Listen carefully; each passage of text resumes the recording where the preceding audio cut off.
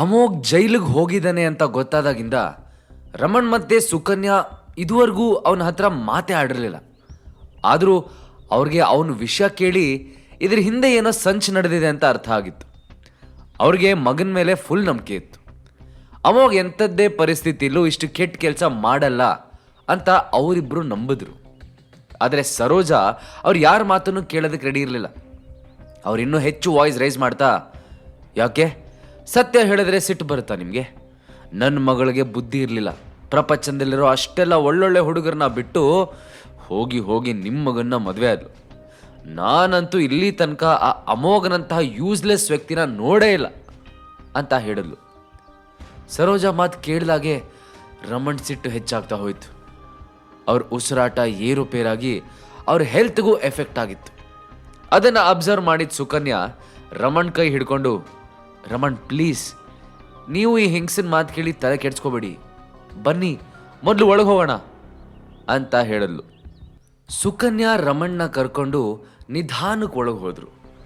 ನಂತರ ಸರೋಜಾ ಭಾನು ಕಡೆ ತಿರುಗಿ, ಇದೇನೇ ಭಾನು, ನಾನು ನಿನ್ನ ಬಗ್ಗೆ ಏನೇನೋ ಅಂದ್ಕೊಂಡಿದ್ದೆ, ಆದರೆ ನೀನು ಇಂಥವ್ರನ್ನೆಲ್ಲ ಪ್ರಾಪರ್ಟಿ ಒಳಗೆ ಸೇರಿಸ್ತೀಯ. ಏನಾದರೂ ಆಗಲಿ, ಆದರೆ ನನಗೆ ಅವರಿಬ್ಬರು ಉಳ್ಕೊಂಡಿರೋ ಫ್ಲ್ಯಾಟೇ ಬೇಕು. ಅದಕ್ಕೆಷ್ಟು ದುಡ್ಡಾದರೂ ಸರಿ, ಮೊದಲು ಅವ್ರನ್ನ ಅಲ್ಲಿಂದ ಜಾಗ ಖಾಲಿ ಮಾಡಕ್ಕೆ ಹೇಳು ಅಂತ ಹೇಳಿದ್ರು. ಭಾನುಗೆ ಇದನ್ನು ಕೇಳಿ ತುಂಬ ಎಂಬ್ಯಾರಸ್ ಫೀಲ್ ಆಯಿತು. ಅವಳಿಗೆ ಈ ಹೋಲ್ ಚಿತ್ರಕೂಟ ಪಾರ್ಕೆ ಅವ್ರ ಮಗ ಅಮೋಘಂದು ಅಂತ ಹೇಳಬೇಕು ಅಂತ ಅನ್ನಿಸ್ತಿತ್ತು.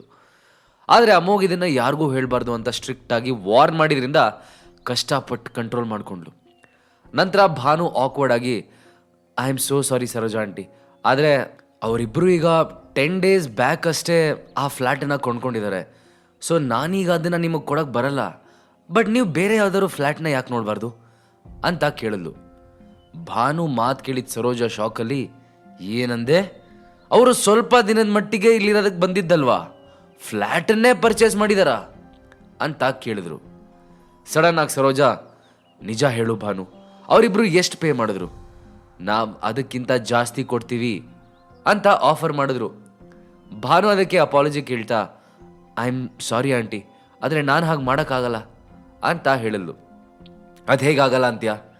ನೀನು ಈ ಜಾಗದ ವೈಸ್ ಪ್ರೆಸಿಡೆಂಟ್ ತಾನೇ, ನೀನು ಮನಸ್ಸು ಮಾಡಿದ್ರೆ ಏನು ಬೇಕಾದರೂ ಆಗುತ್ತೆ. ಸರೋಜಾ ಭಾನುನನ್ನು ಕನ್ವಿನ್ಸ್ ಮಾಡೋದಕ್ಕೆ ಟ್ರೈ ಮಾಡಿದ್ರು. ಆದರೆ ಅದಕ್ಕೆ ಭಾನು ಆಕ್ವರ್ಡಾಗಿ ಸ್ಮೈಲ್ ಮಾಡ್ತಾ, ನಾನು ನಿಜ ಹೇಳ್ತಾ ಇದ್ದೀನಿ ಆಂಟಿ, ಇದರಲ್ಲಿ ನಾನು ಏನು ಮಾಡೋಕ್ಕೂ ಆಗಲ್ಲ. ಈ ಬಿಲ್ಡಿಂಗ್ ಕಂಪ್ಲೀಟ್ ಆಗೋಕ್ಕೂ ಮುಂಚೆನೇ ನನಗೆ ಅವರಿಬ್ರಿಗೋಸ್ಕರ ಬೆಸ್ಟ್ ಫ್ಲ್ಯಾಟ್ ರಿಸರ್ವ್ ಮಾಡೋದಕ್ಕೆ ಆರ್ಡರ್ಸ್ ಬಂದಿತ್ತು ಅಂತ ಹೇಳಿದ್ಲು. ಭಾನು ಹಾಗೆ ಹೇಳಿದ್ದೆ ಶ್ರೀಲೀಲಾ ಇಮಿಡಿಯೇಟ್ ಆಗಿ, ಯಾರು ಹಾಗೆ ಹೇಳಿದ್ದು ಅಂತ ಕೇಳಿದ್ಲು. ಅದಕ್ಕೆ ಭಾನು, ಪ್ಲೀಸ್ ಕಣೆ ಲೀಲಾ, ಇಂಥದ್ದೆಲ್ಲ ಕ್ವೆಶನ್ ಕೇಳಿ ನಂಗೆ ಪ್ರಾಬ್ಲಮ್ ಕ್ರಿಯೇಟ್ ಮಾಡಬೇಡ ಅಂತ ರಿಕ್ವೆಸ್ಟ್ ಮಾಡಿದ್ಲು. ಅವತ್ತು ಸಂಜೆ 6 ಗಂಟೆಗೆ ಚಿತ್ರಕೂಟ ಹೋಟೆಲಲ್ಲಿ ಒಂದು ಈವೆಂಟ್ ಇತ್ತು. ಇದಕ್ಕಾಗಿ ದೇಶದ ದೊಡ್ಡ ದೊಡ್ಡ ಬಿಸ್ನೆಸ್ ಟೈಕೂನ್ಸ್ ಎಲ್ಲರೂ ಅದಾಗಲೇ ಚಿತ್ರಕೂಟ ಹೋಟೆಲ್ಗೆ ಬಂದು ಇಳಿದಿದ್ರು. ನೆಕ್ಸ್ಟ್ ಅರ್ಧ ಗಂಟೆ ಒಳಗೆ ಹೋಟೆಲ್ನ ಎಂಟ್ರೆನ್ಸ್ನಲ್ಲಿ ಒಂದು ಉದ್ದದ ಪಾರ್ಶ್ ಕಾರ್ ಬಂದು ನಿಂತು. ಅದರಿಂದ ಸೆಲೆಬ್ರಿಟಿ ಯದ್ವಿಕಾ ಮತ್ತು ದೀಕ್ಷಾ ದಿನೇಶ್ ಇಬ್ಬರು ಇಳಿದ್ರು. ಕಾರ್ನ ಇನ್ನೊಂದು ಸೈಡಿಂದ ಒಬ್ಬ ವ್ಯಕ್ತಿ ಇಳ್ಕೊಂಬಂದ. ಅವನೇ ಅಮೋಘ್. ಅವನು ಇವತ್ತು ನೀಟಾಗಿ ಡ್ರೆಸ್ ಮಾಡಿ ನೋಡೋದಕ್ಕೆ ತುಂಬ ಚೆನ್ನಾಗಿ ಕಾಣ್ತಾ ಇದ್ದ. ಹಿಂದಿಂದ ಯಾರೋ ಯದ್ವಿಕಾನ ಕರೆದಂಗಾಯ್ತು. ಅಲ್ಲೊಬ್ಬ ವ್ಯಕ್ತಿ, long time no see my dear, I miss you so much ಅಂತ ಹೇಳ್ದ. ಅದನ್ನು ಕೇಳಿ 3 ಜನನೂ ಹಿಂದೆ ತಿರುಗಿ ನೋಡಿದ್ರು. ಅವನು ಯದ್ವಿಕಾ ಹತ್ರ ನಡ್ಕೊಂಬರ್ತಾ, ನಾನು ನಿನ್ನನ್ನು ಇಲ್ಲಿ ಮೀಟ್ ಮಾಡ್ತೀನಿ ಅಂತ ಅನ್ಕೊಂಡೇ ಇರಲಿಲ್ಲ ಡಿಯರ್. ಎನಿವೇಸ್, ಇವತ್ತು ಹೋಲ್ ನೈಟ್ ನಾವಿಬ್ಬರು ಒಂದು ಲಾಂಗ್ ಡಿಸ್ಕಷನ್ ಮಾಡೋಣ, ಏನಂತೀಯ ಅಂತ ಕೆಟ್ಟದಾಗ ಕೇಳ್ದ. ಅದನ್ನು ಕೇಳಿ ಯದ್ವಿಕಾಗೆ ಕೆಟ್ಟ ಕೋಪ ಬಂತು. ಅವಳು ಕೋಲ್ಡಾಗಿ, ಸಾರಿ ವಿನೀತ್, ನಾನಿವತ್ತು ಫ್ರೀ ಇಲ್ಲ ಅಂತ ಹೇಳಿದ್ಲು.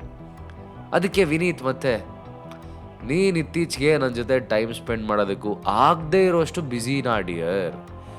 ಈ ಬಿಸ್ನೆಸ್ಸಲ್ಲಿ ಅಡ್ವರ್ಟೈಸಿಂಗ್ ಎಷ್ಟು ಇಂಪಾರ್ಟೆಂಟ್ ಅಂತ ನಿಂಗೆ ಗೊತ್ತು ತಾನೆ ಅಂತ ಕೇಳ್ದ. ಯದ್ವಿಕಾ ಅದನ್ನು ಕೇಳಿ, ಅಂದರೆ ಇದ್ರ ಎಲ್ಲದರ ಹಿಂದೆ ಇರೋದು ನೀನಾ ಅಂತ ಕೇಳಿದ್ಲು. ಹೌದು, ಏನೀಗ? ನಾನು ನಿನಗೆ ಅವತ್ತೇ ವಾರ್ನ್ ಮಾಡಿದ್ದೆ, ಈ ಇಂಡಸ್ಟ್ರಿಯಲ್ಲಿ ಕಂಟಿನ್ಯೂ ಆಗಬೇಕು ಅಂದರೆ ನನ್ನನ್ನು ಎದುರು ಹಾಕ್ಕೊಳ್ಳೋದ್ರ ಬಗ್ಗೆ ಯೋಚನೆನೂ ಮಾಡಬೇಡ ಅಂತ. ಬಟ್ ನೀನು ನನ್ನ ಮಾತನ್ನೇ ಕೇಳಲಿಲ್ಲ. ವಿನೀತ್ ಸೊಕ್ಕಿಂದ ಆನ್ಸರ್ ಮಾಡ್ದ. ನಂತರ ಅವನು ಮತ್ತೆ ಕೆಟ್ಟದಾಗ ನಗ್ತಾ ಬಟ್ ನಿನಗೊಂದು ವಿಷಯ ಗೊತ್ತಾ ಡಿಯರ್, ನೀನು ಮನ್ಸು ಚೇಂಜ್ ಮಾಡಿ ನನ್ನ ಹತ್ರ ಬರೋದಾದರೆ ನಾನು ನನ್ನ ಮೈಂಡನ್ನು ಚೇಂಜ್ ಮಾಡ್ಕೊಳ್ತೀನಿ ಅಂತ ಹೇಳ್ದ. ಅಮೋಘಂಗೆ ಇನ್ನೂ ಸೈಲೆಂಟ್ ಆಗಿರೋದು ಇಷ್ಟ ಆಗಲಿಲ್ಲ. ಅವನು ಪಕ್ಕದಲ್ಲಿರೋ ಸ್ಟಾಫ್ಸ್ ಕಡೆ ತಿರುಗಿ, ಬೀದಿ ನಾಯಿಗಳನ್ನ ಈವೆಂಟ್ ಒಳಗೆ ಬರೋದಕ್ಕೆ ಬಿಟ್ಟಿದ್ದಾರಲ್ರಿ, ಬುದ್ಧಿ ಇಲ್ವಾ, ಮೊದಲು ಇದಕ್ಕೇನಾದರೂ ಮಾಡಿ ಅಂತ ಹೇಳ್ದ. ಇದನ್ನ ಕೇಳಿ ವಿನೀತ್ಗೆ ತುಂಬ ಸಿಟ್ಟು ಬಂತು. ಅವನು ಅಮೋಘನ ಸಿಟ್ಟಲ್ಲಿ ಗುರಾಯಿಸ್ತಾ, ಏಯ್ ಯಾರೋ ನೀನು ಇಡಿಯಟ್, ಯಾರ ಹತ್ರ ಮಾತಾಡ್ತಾ ಇದೆಯಾ ಅಂತ ಗೊತ್ತಿದ್ಯಾ ನಿನಗೆ?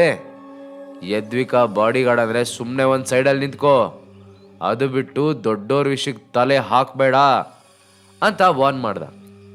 ಅದಕ್ಕೆ ದೀಕ್ಷಾ ಕೋಲ್ಡಾಗಿ, ಪ್ಲೀಸ್ ಸ್ವಲ್ಪ ಮರ್ಯಾದೆಯಿಂದ ಮಾತಾಡಿ ಮಿಸ್ಟರ್ ವಿನೀತ್, ಇವರು ನಮ್ಮ ಬಾಡಿಗಾರ್ಡ್ ಅಲ್ಲ, ಅರಸು ಮೀಡಿಯಾ CEO ಅಂತ ಹೇಳಿದ್ಲು. What what did you say? ಇವನು ಅರಸು ಮೀಡಿಯಾ CEOನ? ಈ ಪೋಕರ್ ಫೇಸ್ ಇನ್ನೂ ಗಡ್ಡನೂ ಸರಿಯಾಗಿ ಬೆಳೆದಿಲ್ಲ ಇವನಿಗೆ. ಆ್ಯಂಡ್ ಇದು ಯಾವ ಗೆಟಪ್ ಹಾಕೊಂಬಂದಿದ್ದಾನೆ ಇವನು? ಸಂಜೆ ಟೈಮಲ್ಲಿ ಹೋಟೆಲ್ ಒಳಗೆ ಕೂಲಿಂಗ್ ಗ್ಲಾಸಸ್ ಯಾರು ಹಾಕ್ತಾರೆ? ವಿನೀತ್ ಅಮೋಘನ್ ನೋಡಿ ಜೋರಾಗಿ ನಗೋದಕ್ಕೆ ಶುರು ಮಾಡ್ದ. ಓಕೆ, ಇಲ್ಲಿ ತುಂಬ ಜನ ನಿಂತ್ಕೊಂಡಿದ್ದಾರೆ, ಒಂದು ಕೆಲಸ ಮಾಡೋಣ, ನೀನು ಮೆನ್ಸ್ ರೂಮಿಗೆ ಬಾ, ನಮ್ಮಿಬ್ಬರ ಲೆಕ್ಕ ಅಲ್ಲೇ ಚುಕ್ಕ ಮಾಡೋಣ ಅಂತ ಹೇಳ್ದ. ಅದಕ್ಕೆ ಅಮೋಘ್ ಸ್ಮೈಲ್ ಮಾಡ್ತಾ ಓಕೆ ಅಂತ ಕ್ಯಾಶುವಲ್ ಆಗಿ ಹೇಳ್ದ. ಅಮೋಘ್ ವಾಶ್ರೂಮಿಗೆ ಬಂದಾಗ ವಿನೀತ್ ಗೋಡೆಗೆ ಒರಕೊಂಡು ಸ್ಮೋಕ್ ಮಾಡ್ತಾ ಇದ್ದ. ಅವನು ಅಮೋಘ್ ಬಂದಿದ್ದು ನೋಡಿ ಆ್ಯಟಿಟ್ಯೂಡಿಂದ, ಮಿಸ್ಟರ್ CEO ಬಂದ್ಯಾ? ನಾನೇನೋ ನೀನು ಭಯ ಪಡ್ಕೊಂಡು ಮನೆಗೆ ಓಡೋದೆ ಅಂದ್ಕೊಂಡೆ. ಇರಲಿ, ನಿನ್ನಂಥ ಚೈಲ್ಡ್ ಅರಸು ಮೀಡಿಯಾ CEO ಆಗಿರ್ತಾನೆ ಅಂತ ನಾನು ಅಂದ್ಕೊಂಡೇ ಇರಲಿಲ್ಲ ನೋಡು. ಎನಿವೇಸ್, ನಿನಗೆ ನನ್ನನ್ನು ಸೋಲ್ಸೋದಕ್ಕಂತೂ ಸಾಧ್ಯ ಇಲ್ಲ, ಸೊ ಸುಮ್ಮನೆ ಯದ್ವಿಕಾರ ನಂಗೆ ಬಿಟ್ಟು ಅಪಾಲಜಿ ಕೇಳು, ಆಗ ನಾನು ಇದನ್ನೆಲ್ಲ ಮರೆತು ನಿನಗೆ ಕ್ಷಮಿಸ್ತೀನಿ ಅಂತ ಹೇಳ್ದ. ವಿನೀತ್ ಮಾತು ಕೇಳಿ ಅಮೋಘನ ಮುಖ ಸೀರಿಯಸ್ ಆಯಿತು. ಅವನು ಕೋಲ್ಡಾಗಿ, ಯದ್ವಿಕಾ ಯಾವ ಮೀಡಿಯಾದಲ್ಲಿ ಇರ್ತಾಳೆ ಅಂತ ಅವಳೇ ಮೊದಲು ಡಿಸೈಡ್ ಮಾಡ್ತಾಳೆ, ಅದಕ್ಕೆ ಲೀಗಲ್ ಪೇಪರ್ಸ್ಗೆ ಸೈನ್ ಕೂಡ ಹಾಕಿದಾಳೆ. ಈಗ ನೀನು ಕೇಳಿದ ತಕ್ಷಣ ಕೊಡೋದಕ್ಕೆ ಅವಳೇನು ವಸ್ತು ಅಲ್ಲ ಅಂತಂದ.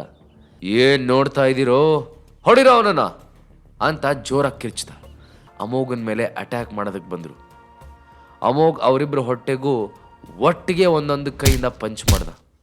ಅವನ ಪಂಚ್ ಪವರ್ ತಡೆಯೋಕ್ಕಾಗದೆ ಅವರಿಬ್ಬರ ಬಾಯಿಂದ ರಕ್ತ ಕಾರ್ತಾ ಅಲ್ಲೇ ಎಚ್ಚರ ತಪ್ಪಿದ್ರು.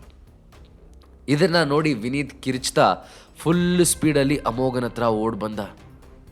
ಆದರೆ ಅಮೋಘ್ ಒಂದು ಸಲ ಟರ್ನ್ ಆಗಿ ವಿನೀತ್ ಎದೆಗೆ ಕಿಕ್ ಮಾಡ್ದ ಅಷ್ಟೆ. ವಿನೀತ್ ದೂರ ಹೋಗಿ ವಾಶ್ರೂಮ್ ಡೋರ್ ಮುರ್ಕೊಂಡು ಕೆಳಗೆ ಬಿದ್ದ. ಹಾಗಾದ್ರೆ ಈಗಲೇ ಡೌನ್ಲೋಡ್ ಮಾಡಿ ಪಾಕೆಟ್ FM ಮತ್ತು ಕೇಳಿ ಅರಸು. ಲಿಂಕ್ ಡಿಸ್ಕ್ರಿಪ್ಷನ್ನಲ್ಲಿ ಇದೆ.